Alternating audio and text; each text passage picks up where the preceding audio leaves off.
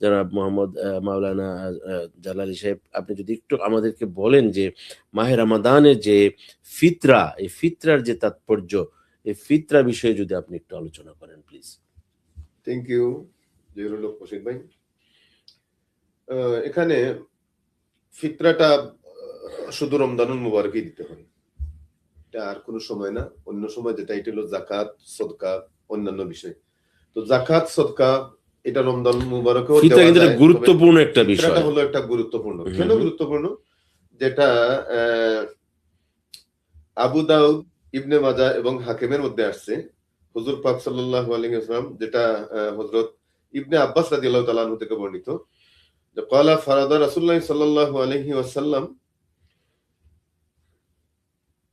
সাদাকাতুল ফিতরি। রাসূল পাক সাল্লাল্লাহু আলাইহি ওয়াসাল্লাম বলছেন যে সদকায়ে ফিতর কেন দিবেন? যে তুমাতুল লিসসাইম মিনাল লাগwi ওয়ার রাফাস। হুজুর পাক সাল্লাল্লাহু আলাইহি ওয়াসাল্লাম বলছেন যে অশ্লীল অশুভনীয় কর্মকাণ্ড থেকে রোজাকে পবিত্র করার জন্য। তো আমরা পাইলাম একটা শর্ত, কথাবার্তায় আমাদের যে কিছু ত্রুটি হয়েছে, এই ত্রুটি থেকে মাপ পাওয়ার জন্য। আর 2 নাম্বার হলো তোমাতুল লিল মাসাকিন, 2 নাম্বার হলো মিসকিনদেরকে কিছু আহার দেওয়ার জন্য। এই 2 কারণে আমরা ফিতরা দিয়ে থাকি। এখন ফিতরা না দিলে কি হবে?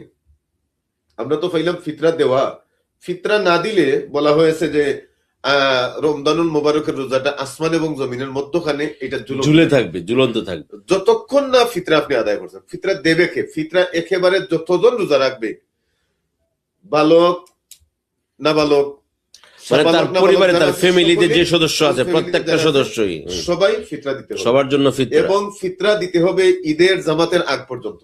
আপনি এখন থেকে ফিতরা দিতে পারেন, ঈদের নামাজের আগে পর্যন্ত দিতে হবে। ঈদের জামাতের পরে যদি দেন তাহলে এটা সাধারণ দানের মতন হয়ে যাবে, ফিতরার মর্যাদাটা পাবেন, মর্যাদা হবে না। আর আরেকটা হলো, আপনি যদি পারেন তাইলে এই মাসে আপনি যাকাতটা দেন। যাকাতটা দিলে, এই মাসে যাকাত দিলে অন্য মাসের চেয়ে 70 গুণ বেশি। এটা একটা কাউন্টেবল হিসাবও থাকে যে এই গত বছরের রমজানে আমি যাকাতটা দিয়ে দিছি 10 রোজার ভিতরে, এই বছরের রমাদানে আমি 10 রোজার ভিতরে আমার যাকাতটা কত হয়েছে, এই মাসের ভিতরে আপনি দিলে আমার কত সম্পদ আছে, ওই সম্পদ সাডেন এটা সুন্দর করে এটা হিসাবটা চলে আসে। আর যাকাতটা দেওয়ার জন্য আসলে সৌর মাস নয়, এটা চন্দ্র মাসের সাথে সম্পর্ক, চন্দ্র মাসের সাথে সম্পর্ক। যেমন আপনি হিসাব করলেন যে রমজান টু রমজান, তাইলে আপনার হিসাবটা এটা হলো যাকাতটা হলো সম্পদের উপরে, আপনার সম্পদের উপরে 25%। সেটা হলো একটা, আপনি গত বছর রমজান থেকে এই বছর রমজান পর্যন্ত কত আয় করেছেন, আপনার কাছে কত টাকা আছে, ব্যাংকে কত টাকা আছে, গড়ে কত টাকা আছে। 1000 টাকা 2500 টাকা বাংলাদেশের ইয়েতে, $1000 $2000 টাকা আপনি দান করেন। 1000 টাকায় 2500 টাকা না, 250 টাকা, 250 টাকা, 100 টাকা 2.5 টাকা, 100 টাকা 2.5 টাকা, শতকরা 40 ভাগের এক ভাগ যাকাতটা দিবেন। এই যাকাতটা দিলে হবে কি, আপনার সম্পদ পবিত্র হয়ে যাবে এবং সম্পদ বাড়বে। যেমন হুজুর পাক সাল্লাল্লাহু আলাইহি ওয়াসাল্লাম এইটা বললেন যে তুমি যদি যাকাত দাও তাহলে তোমার সম্পদ বাড়বে। এই কথাটা মদিনার একজন ইহুদি মহিলা শুনলো। এটা একটা বিশাল ঘটনা আছে। এই মহিলা শোনার পরে মহিলা বলল যে ঠিক আছে, আমি মুহাম্মদ সাল্লাল্লাহু আলাইহি ওয়াসাল্লাম এটা বলছেন, আমি যদিও তার ধর্মের মানুষ না, আমি এটা আমল করব। এই মহিলাটা তার সম্পদটা হিসাব করে যাকাতটা দিল। যাকাত দেওয়ার পরে তার একটা কাফেলা শামসিরিয়া থেকে আসার কথা, 100 উট বোঝাই করে সম্পদ আসার কথা। এই মহিলাটা ভাবলো যে আমার তো সম্পদ আসতেছে, আমার তো চিন্তার কোনো কারণ নেই। আরো কয়েকদিন পরে, অনেক দিন লাগে, অনেক সময় লাগে আসতে, সে নিউজ পাইলো যে আসার সময় এই কাফেলা ডাকাত দলের কবলে পড়ে গেছে। মহিলা তখন চিন্তার মধ্যে পড়ে গেল যে আমি তো যাকাত দিলাম, এরপরে আমার কাফেলাটা, আমার এই বিশাল সম্পদের বহর যেটা আসতেছে, আমি আমার লোকদেরকে পাঠাইছিলাম, এটা যদি ডাকাতের কবলে পড়ে যায় তাইলে আমার সম্পদ বাড়লো না, আরো তো কমলো। এই মহিলা অধীর আগ্রহ নিয়ে চিন্তার মধ্যে আছে, দিন কাটাইতেছে, রাত কাটাইতেছে। এমন সময় কয়েকদিন পরে আবার নিউজ পাইলো যে অন্যান্যরা কাফেলা লুণ্ঠন হয়েছে, কিন্তু তোমার কাফেলা লুণ্ঠন হয়ে এটা অক্ষত রয়েছে। মহিলা খুশি হয়ে গেল।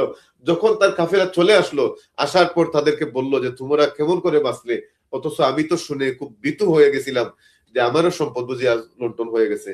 তখন তারা বলল যে ম্যাম দেখেন, আমরা যখন আসতেছিলাম আমাদের সামনে পিছনে কাফেলা ছিল, আমাদের সামনে যতটা কাফেলা ছিল এরা কিন্তু সবাই ডাকাতের কবলের মধ্যে পড়ে গেছে, তাদের সব সম্পদ লুণ্ঠন হয়ে গেছে, শুধু তারা নিজে কোন রকম বেঁচে আসছে।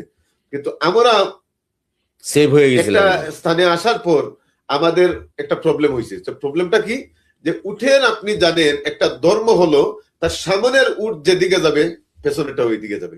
সুবহানাল্লাহ, এটা আল্লাহ তাআলা এমন একটা গাইডলাইন দিয়ে দিয়েছেন, এমন একটা কারিগরি করে এই উটকে বানিয়েছেন যেটা কোরআন শরীফের মধ্যে আসছে, আফালা ইয়ানজুরুনা ইলাল ইবিলি কাইফা খুলিকাত। আল্লাহ তাআলা বলেন যে তোমরা কেন উটের দিকে তাকাও না?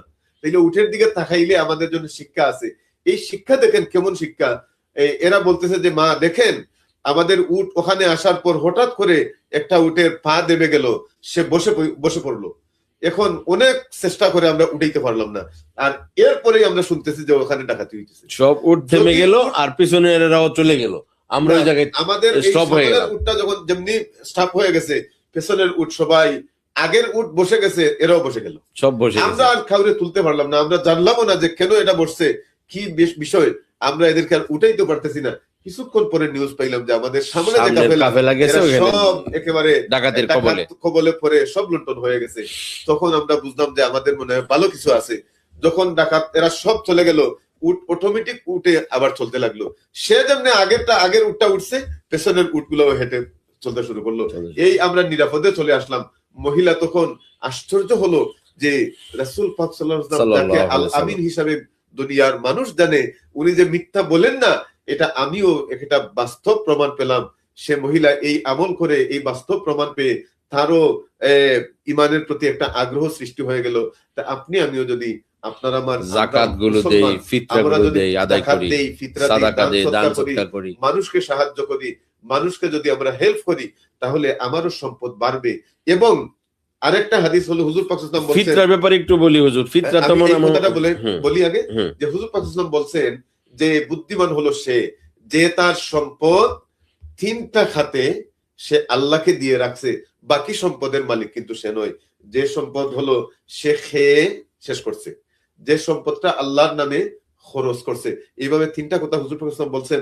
আমিও আপনাদেরকে অনুরোধ করবো, এই রমজানুল মুবারকে আপনি ফিতরা দিয়ে, যাকাত দিয়ে, সদকা দিয়ে, কিছু মানুষকে সেহরির ব্যবস্থা করে, কিছু মানুষকে ইফতারের ব্যবস্থা করে, অথবা কিছু অনেক সওয়াবের ভাগী হওয়ার এমন একটা ব্যবস্থা করে দেন যে মানুষটা আর যাকাত খেতে হয় না, যে তুমি আগামী বছর থেকে যাকাত দিবা। এই ব্যবস্থাটা আপনি যদি করে দেন, তাহলে আপনি কবরে চলে যাওয়ার পরে সব আমল যখন বন্ধ হয়ে যাবে, তখন এই দেখেন আমেরিকাতেও কিন্তু আপনার মনে করেন এই যে ট্যাক্স রিফান্ড করে, ট্যাক্স প্রত্যেকটা ট্যাক্স দিয়ে দেখেন।